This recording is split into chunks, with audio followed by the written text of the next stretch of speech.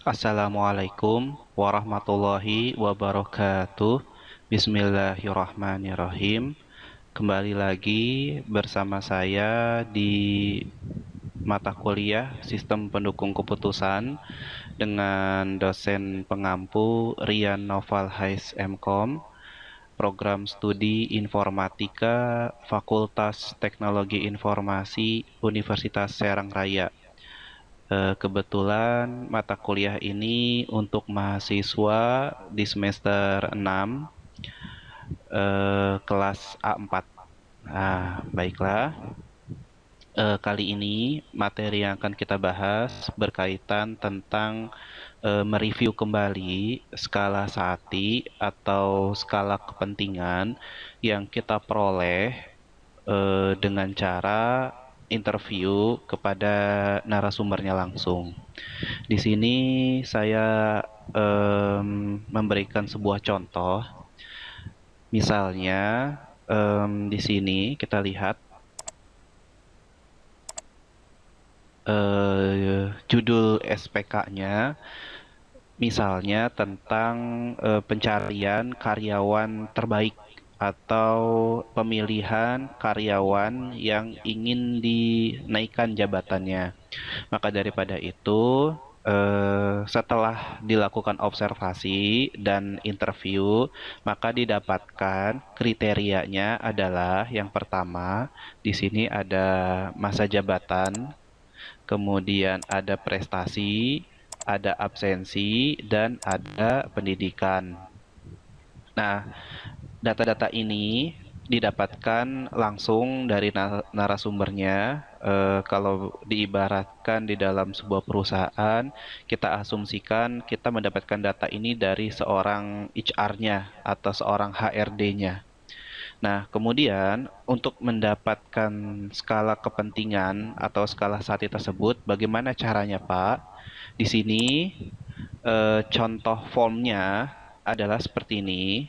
Kemudian kita dapat langsung menanyakan kepada narasumber kita berkaitan tentang kepentingannya.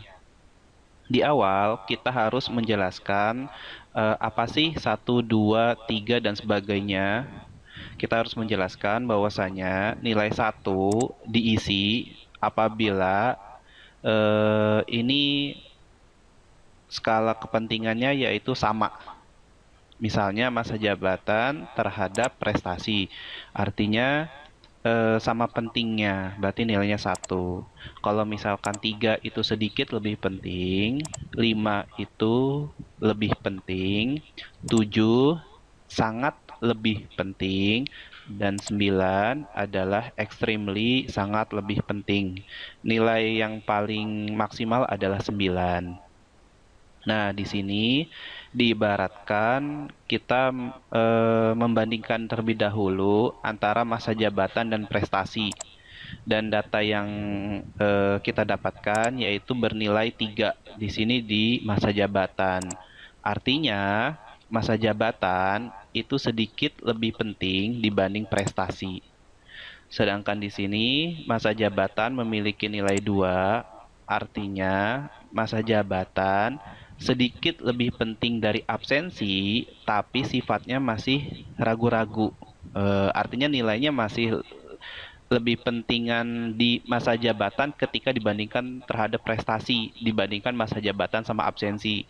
Karena bisa saja nanti narasumber masih apa ya, penilaiannya itu masih ragu-ragu, sedikit lebih penting sih tapi ragu-ragu ya gitu, karena mungkin bisa jadi hampir sama penting gitu, jadi nilainya bisa di dua atau di ragu-ragunya ini ya, dinilai ragu-ragunya ini antara sedikit lebih penting dan sama penting dan seterusnya. Di sini ada masa jabatan sama pendidikan, kemudian di sini ada prestasi absensi, prestasi pendidikan, absensi dan pendidikan. Nah, setelah kita mendapatkan data ini, kita bisa menyimpulkan terlebih dahulu. Di sini misalnya masa jabatan terhadap prestasi tadi kita punya nilai 3 ya. Misalnya kita isi 3 berbanding 1. Artinya di sini masa jabatan memiliki nilai 3 terhadap prestasi. Masa jabatan terhadap absensi nilainya 2, masa jabatan terhadap pendidikan ternyata lebih penting. Jadi ceritanya seorang HRD ini tidak terlalu mementingkan pendidikan karena pendidikan itu misalnya kata beliau pendidikan kan sebenarnya sudah diseleksi pada saat masuk kerja. Jadi masa jabatan kalau menurut saya ya lebih penting dibanding pendidikan gitu. Misalnya seperti itu. Nah, kemudian itu diisi masa jabatan tadi nilainya 2 dan terhadap pendidikan nilainya 5. Berarti ini nilainya 2 banding 1. Masa jabatan tadi nilainya 5 sama pendidikan ya, banding 1. Sedangkan ini prestasi punya nilai 2 terhadap absensi, prestasi punya nilai 3 terhadap pendidikan, dan absensi memiliki nilai 2 terhadap pendidikan. Jadi formatnya 232 ya. 232. Berarti ini nilainya 2, ini nilainya 3, 232. Ini nilainya 2. Nah, setelah itu dari kesimpulan ini kita nanti bisa mengisi matriks berpasangannya. Nah, yang ini. Jadi di matriks berpasangannya kita langsung saja mengacu kepada kesimpulan yang sudah kita buat. Sini ya, misalnya langkah pertama yang paling mudah adalah kalian harus mengisi row yang variabelnya sama. Jadi kayak misalnya ini, masa jabatan dengan masa jabatan nilainya berapa, yang jelas adalah nilainya 1. Kenapa 1, Pak? Karena pasti sama penting. Kayak kita memberikan contoh kemarin, apabila variabelnya sama, itu pasti nilainya 1 atau sama penting. Ini pun sama, ini pun sama, dan ini pun sama. Nah, setelah itu, di sini langkah selanjutnya adalah melihat dari kesimpulan yang sudah kita dapatkan. Di sini ada masa jabatan terhadap prestasi, dia nilainya 3 berbanding 1. Artinya masa jabatan berbanding dengan prestasi, berarti di sini kita harus mengisi nilai 3. Kemudian masa jabatan terhadap absensi memiliki nilai 2. Berarti di sini nilainya 2. Jadi bisa dilihat di sini ya, masa jabatan terhadap absensi. Selanjutnya, masa jabatan terhadap pendidikan memiliki nilai 5 banding 1. Artinya di sini kita akan mengisi nilai 5. Kemudian kita mengacunya dari kolom sebelah kiri mengacu kepada kolom yang atas. Nah, di sini prestasi terhadap absensi, prestasi terhadap absensi nilainya 2, di sini 2. Kemudian prestasi terhadap pendidikan bernilai 3, berarti kita isi 3. Dan di sini absensi dulu ya, absensi terhadap pendidikan. Nah, nilai di sini adalah 2. Kita isi 2. Nah, sampai sini kita sebenarnya sudah mengisi secara keseluruhan metrik berpasangan, karena sifatnya untuk mengisi ini hanya tinggal dibalik. Kalau tadi di sini 3 banding 1 contohnya, berarti kalau misalnya kita mengisi sisi bawahnya, berarti ini tinggal dibalik, yaitu 1 dibagi 3. Seperti itu saja. Jadi itu dan perlu kalian lihat, angka 1 ini bisa dijadikan sebagai pembatas. Jadi di situ angka 1-nya coba kita beri tanda. Ini kita beri tanda dulu angka 1-nya, artinya di sini sebagai pembatas. Jadi ada garis diagonal ya, seperti ada garis diagonalnya. Nah, untuk mengisi ini, ya tinggal melihat di seberangnya. Misalnya ini masa jabatan sama prestasi, ya di sini pun sama masa jabatan terhadap prestasi. Artinya di sini hanya tinggal dibagi saja. Artinya satu tadi dibalik ya. Satu dibagi 3 yaitu 0,33. Kalau misalnya yang ini berarti seberangnya adalah yang ini. Satu dibagi 2 0,5. Ini sama ini 0,5. Ini sama yang paling ujung. Ini sama ini ya. Berarti 1 dibagi 5 adalah 0,2. Ini sama ini 3, 0,33. Di sini adalah 0,5. Seperti itu saja cara pengisiannya. Menurut saya sangat mudah. Namun apabila rekan-rekan masih agak sedikit kebingungan, silahkan tanya jawab kembali di WhatsApp grup. Dan ini proses selanjutnya tinggal dijumlahkan saja ya. Ini jumlahkan 1 tambah 0,33 tambah 0,5 tambah 0,2 berapa, berapa.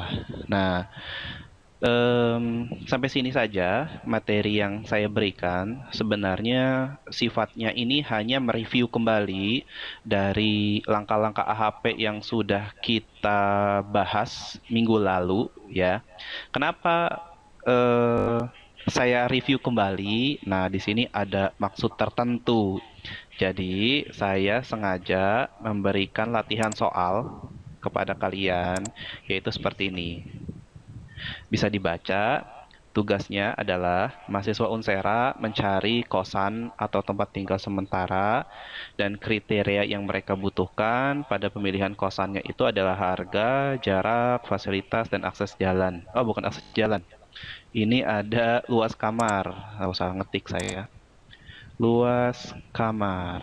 Nah, kemudian di sini sudah tertera harganya. Kosan A punya nilai berapa, kosan B harganya berapa, dan selanjutnya kalian bisa baca. Kemudian setelah kalian mendapatkan nilai-nilai di tiap kriteria dari alternatif kosan yang ada, kalian eh, memiliki data yang sudah saya buat di sini dalam bentuk form skala Saati. Di situ kalian bisa lihat skalanya sekian, harganya terhadap jarak sekian, harga terhadap fasilitas sekian, dan sebagainya sudah saya buatkan. Nah, nanti tinggal kalian lanjutkan prosesnya dan rumus penilaiannya itu seperti ini nanti. Apabila kalian sudah mendapatkan bobotnya, kalian tinggal memasukkan aja nilai-nilainya. Misalkan harga kosan terkecil dibagi harga kosan yang kalian akan hitung, kemudian dikali bobot dalam bentuk persentase. Bobotnya berapa? Jadi misalnya kalian nanti sudah mendapatkan bobotnya misalkan 0,25. Kalau misalnya dijadikan persentase, artinya kalian mendapatkan nilai 25. Jadi langsung dikali 25 saja ya. Nggak usah pakai persentase lagi, nggak masalah. Jadi misalkan harga kosan sekian, kemudian harga kosan terkecilnya berapa, itu harga kosan terkecilnya dibagi harga kosan, dikali dengan bobotnya. Misalkan dikali dengan 25 tadi, dan seterusnya. Nanti di total, nilai mana yang paling tinggi, sehingga kalian bisa menjawab pertanyaan ini. Dari keempat alternatif kosan tersebut, kosan mana yang akan dipilih disesuaikan sama perhitungannya. Kemudian bisa dibaca instruksinya, sesuaikan dengan tahapan AHP yang sudah kita pelajari di minggu lalu. Gunakan kertas folio, diharapkan tulisan yang rapi. Kalau tulisannya nggak kebaca, saya bingung menilainya. Kemudian tabelnya pun gunakan penggaris. Kalau nggak ada penggaris, bisa pakai kartu tanda mahasiswa. Boleh pakai ATM, boleh pakai meteran dan sebagainya lah, bebas. Yang penting rapi ya. Dan di situ waktu pengerjaannya nanti 12 jam setelah materi ini dipublish. Gitu saja. Terima kasih. Mohon maaf apabila ada kekurangan dan kesalahan. Semoga kita selalu dalam lindungan Allah Subhanahu wa taala dan selalu diberikan kesehatan Wabitaufik wal hidayah. Wassalamualaikum warahmatullahi wabarakatuh.